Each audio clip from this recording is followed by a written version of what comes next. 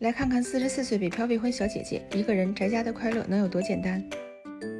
起床，开门，取一下我今儿的早餐。洁癖选手的日常就是只要开门取外卖或快递就得洗澡。用了好一段时间 AB 的蓝鲸面霜，用惯了就不想换，主要也是找不着平替的。我这种经常熬夜的选手，晚上抹上，早上起来的时候就能感觉脸部状态好了很多。这个面霜上脸的感觉就是润润的，揉开之后会感觉整个都被吸收进去了。如果非要说个缺点，就是有一丢丢的小贵。凑近了，让你们感受一下44岁女生白白嫩嫩的小胖脸。洗完澡就能吃早饭了吗？不能，得先给拦路的小崽子们把小饼干喂了。我家12只猫，养猫的状态也不精致，每次喂小零食的时候就跟喂鸡一样撒一地。喂完它们，我终于可以吃早点了。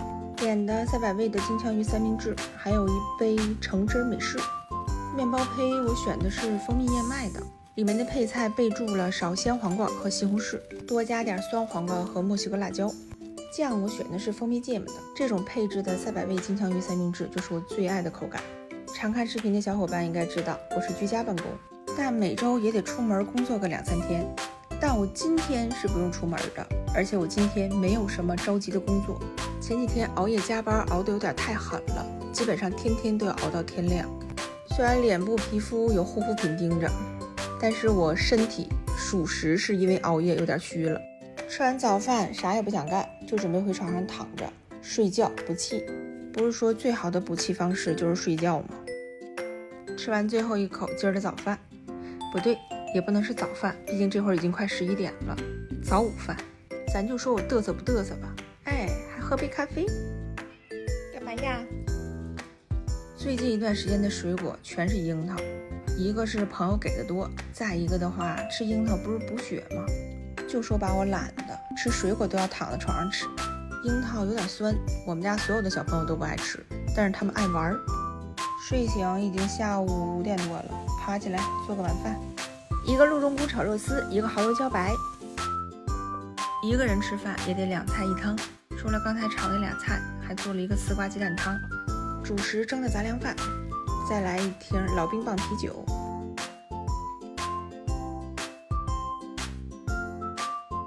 未成年人不可以喝酒，成年人也要适量饮酒。就像我这种晚上吃饭小酌1-2听的，就是适量。第一杯先敬你们。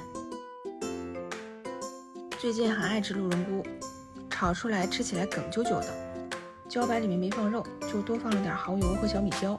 其实鹿茸菇里面也放小米椒了，只是放的少，不怎么辣。今天的吃饭监督员是高妞妞小朋友，孩子可能鼻子出问题了，都闻不出来今儿妈妈吃的菜都是辣的，还想着从妈妈这能蹭2块肉吃呢。最近有意识的想减肥了，例如已经把白米饭换成杂粮饭了。但说实话，杂粮的口感真的没有大米饭的口感好。我这个人爱吃软饭，所以每次焖饭的话，我水都会放很多。焖杂粮饭水放的尤其多，焖出来也是软软的，但是我还是觉得大米饭更好吃。